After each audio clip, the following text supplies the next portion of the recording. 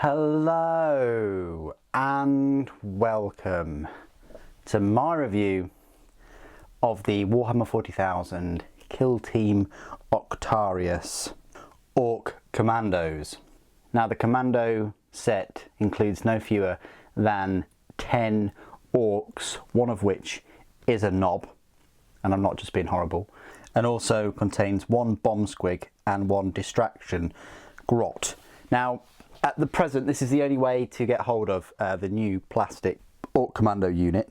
So right now the unit itself is going to have to cost you about £125. Have faith in Gork and Mork because they will be available separately in a box set pretty soon. My prediction for the price will be the £31.50 or most likely £34.50 for the 10, and then the two sort of 25mm smaller models. If you're after Orc Commandos right now, you're going to be out of luck because they don't sell them on Games Workshop's web store. You can still pick up the Tank Buster Boys and one of the best Orc Commandos, Orc Boss Snickrot, for £15, but you're not going to be able to pick up, purchase the box of Commandos. So this is really fantastic that they have not only brought out a new Orc Commando box set, that they've not only just brought out new Orc Commando models for your Orc army, but they're going to be, but you're soon going to have a separate box with them in.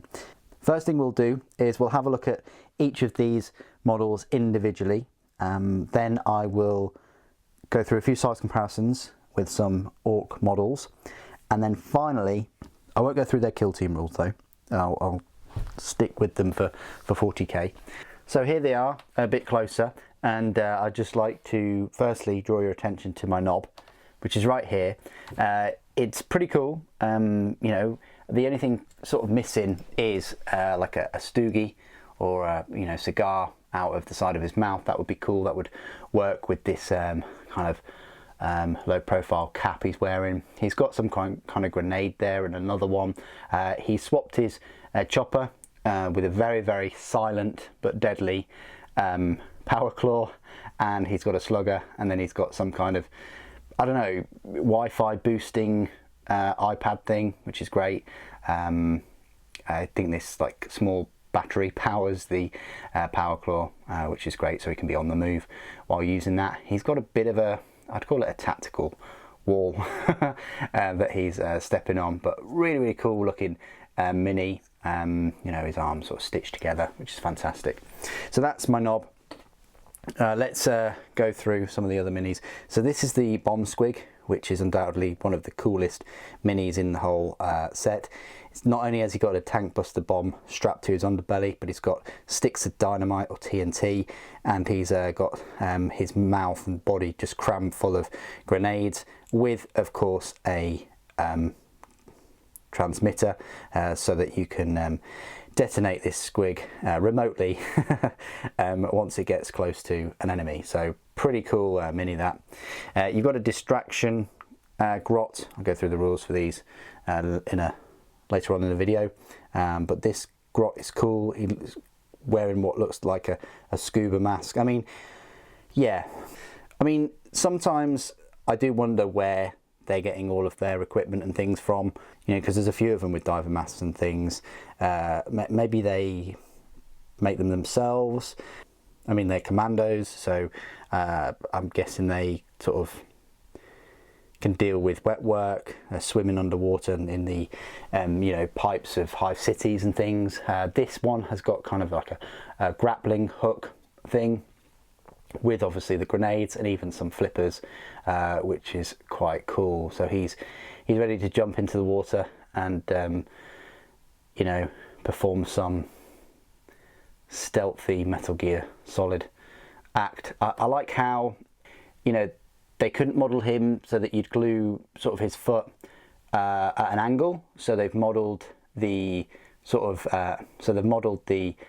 flat part of the base, like a little bit of a scenic base there, onto this foot that is at an angle. I think that's really quite cool, the way they've done that. You've got the other commandos. You've got everything from this one with a drum magazine and this really quite cool looking woolly hat with a grenade, and he's just letting rip with this Tommy gun inspired shooter, and the bullets are just peeling out. Whether he's hitting anything is anybody's guess. I mean, their ballistic skill is still 5, even though they are you know, elite assault specialists. You've got this commando, which is very, very sneaky and silent. He comes packing not 1, not 2, but, well, looks to be 4 rockets there, so he just fires those 2 off, slots those 2 on there, and then he's good to go for a second shot. You know, he's got a grenade right on the top there, which, you know, and then he's got some kind of like metal face mask which will protect his bonds a little bit better. You've got this pile driver type commando with some grenades, and this guy will really just ram through through doors, and if that wasn't enough, if something happens to that, I don't think it will break. You've got the sledgehammer to help, and some sticks of dynamite, a load of sticks of dynamite and grenades and everything. At first I thought that he was just carrying around a brick, because that's very reminiscent of how Games Workshop do some of their bricks, but then I noticed the long shaft, and yeah, all was good. You've got this commando with some kind of I want to say that's more of a thrown axe than an actual axe, but you've got this deployable stock, which is in the obviously undeployed configuration. Maybe he'll change that up later on, but he's going proper gangster firing that. But he's going, but he's seems to be strong enough to be firing that with one hand at full auto maybe. And you know, once he's finished with that, he can stop, and he's got 2 mugs, which is fantastic. So he can, you know, grab his best friend Ork, and they can have a little brew after they've finished their day's work. You've got this, which is, you know, another cool model out of the commando section set, with this, I say, sniper shooter. Yeah, I mean, that must hurt having that big. I mean, the rounds are quite large as well. So yeah, got a bit of a stock on there, and he's got some rounds around the side and lots of pockets and loads of grenades. Quite cool. You've got a burner boy in here, so if there's any doors that you need burning through, you know, alien style, you know, you can just go to this guy, and he can use that. He's got a big oil drum on the back, of course, and this thing, which might pump something, I don't know, but yeah, he's quite mean looking. You've got this with another sort of diving mask with an axe and a slugger, and some kind of like harpoon knife gun thing with dynamite and grenades. You got this with I think it's like a, I think it's a shocker pistol, if anything. I mean, it's got like a electricity, it's got like a lightning bolt there, and the cable was an absolute pain to get right to then connect to this battery there, but I managed. And it's got some kind of like, and it's got another, and this one has like a gas mask. Looks like it's stitched together though, and he's got some rope, so that's quite cool. And then you got this one, which is another cool commando. He's got, how many knives does he want? Not only has he got this knife, he's got this one with some kind of spiked knuckle duster type grip. He's got this knife here, and then if that wasn't enough, with his sharp teeth, he's got a knife in his mouth. Yeah, so plenty of knives. 4 knives, I think I'll call him. And he's got some, I think they're rounds there, and a grenade.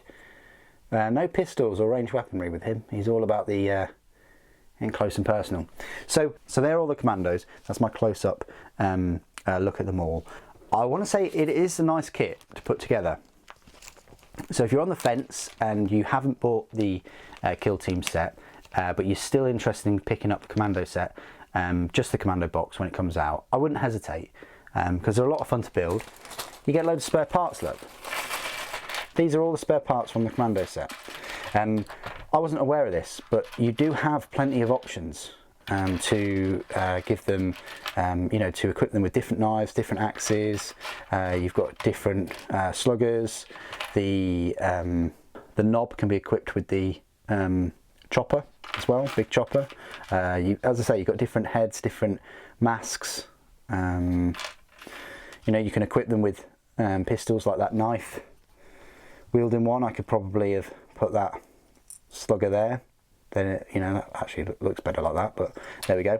You've got extra rounds, extra grenades, sluggers in holsters, different sluggers, different knives that you could place somewhere. You've got this different backpack, which I think is for another, which is for the other knob. I'm not quite sure about that. But yeah, quite a nice selection of spare parts. So much so that I would not hesitate to pick up this set when it becomes available for myself, like as a second set, and have a second unit of Commandos. It's that good, and it's definitely the case for the Deathcore of Krieg, for the Deathcore of Krieg unit as well. Okay, so this is my part of the review where I will go through some of the size comparisons with these Ork Commandos. So the first size comparison I will make is with one of the brand new Ork boys. So as you can see, they're on the same basis. The Ork boys are pretty much the same size. I know I picked a large Ork boy here. Probably it would be better if I picked this one. But as you can see, they're same size. There's nothing in it really. I know I will get moaned at if I don't compare any of the new Ork minis with, I say, the older Ork boys. So I'll do that right now. So this is an old Ork boy from over 20 years ago. He's on the 25mm base. You know, similar size. The new Ork boys, they have less of the bent spine, I'd want to call it, compared to you know, the older ones. But height wise, there's not much in it. They might have a bit more bulk, just a little bit, and they definitely look way better. And you can see all my mold lines there, which is fantastic. Shows how old this model is. But yeah, not much in it in size. You know, other than the 25mm bases, if you put them on the 32mm, you know, they're still going to look all right near the Ork boys. I guess it's just the 25mm base that really does it. But yeah, these look way cooler, even if they are easy to build. So that's how the size of the Commandos next to Ork boys. I just want to get my knob out, which is right here, and yeah, you can then see just how big, you know, my mega knob is compared to a standard knob. They're a bit bigger, definitely thicker, and harder, I would have thought, because of the armour. And the final comparisons I'd like to make is with the two smallest Ork minis that I own, which would be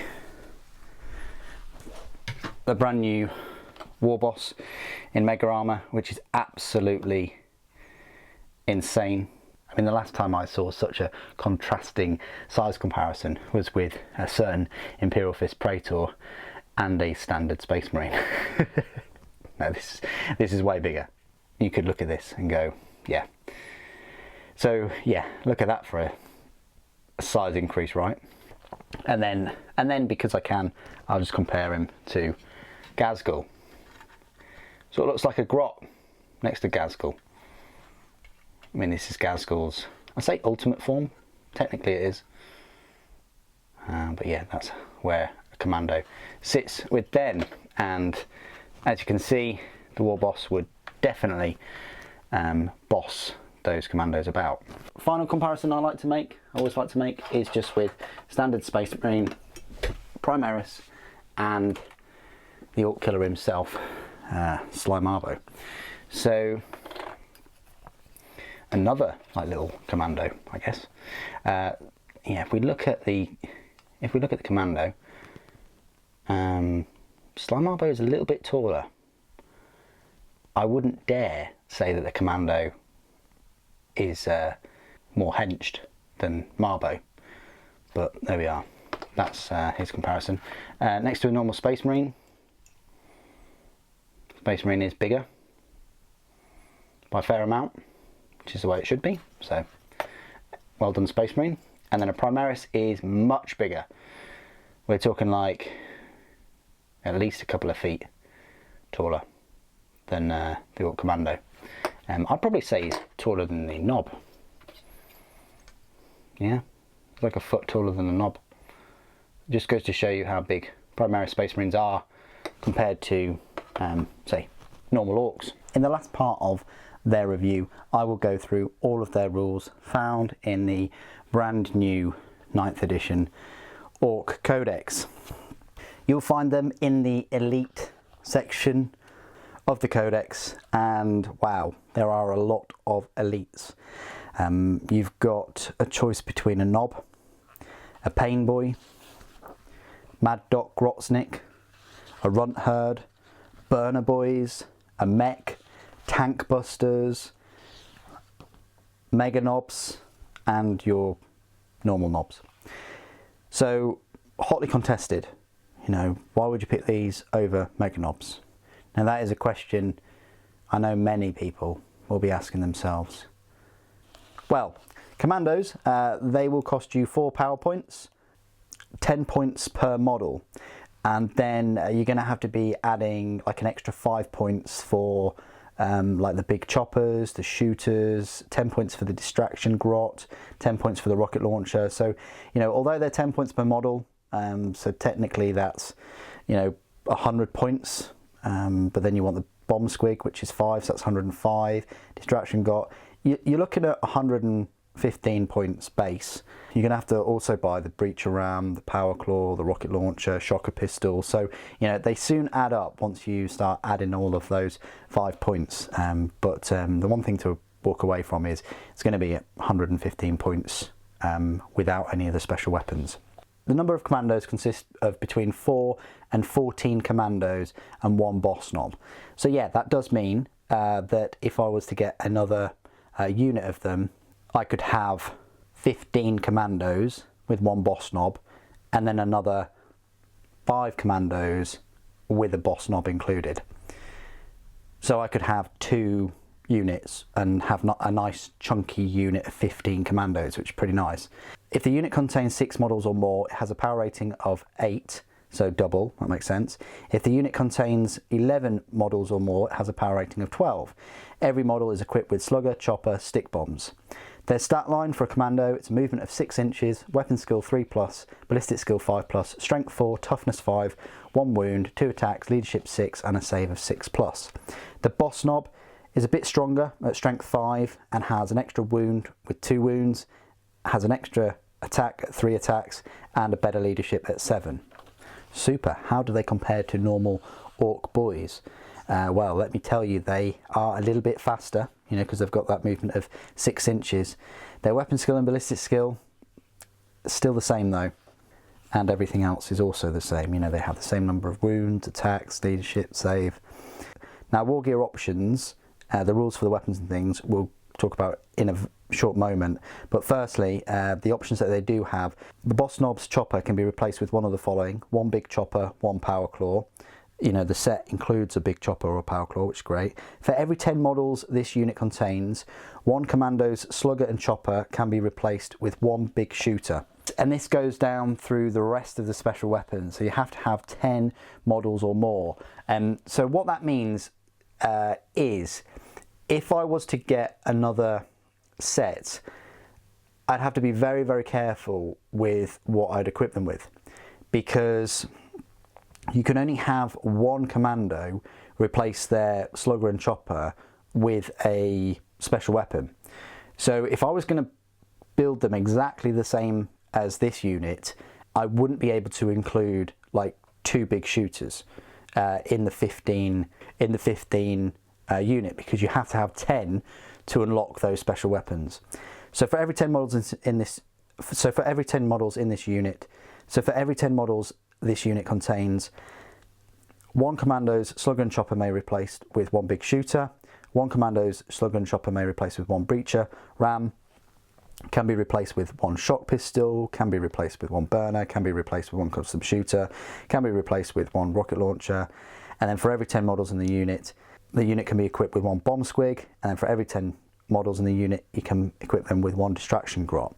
So just bear that in mind, that if you're thinking about getting 2 units of them, in order to have them as a unit of 15, you're going to have to pick the 5 that don't have the special weapons.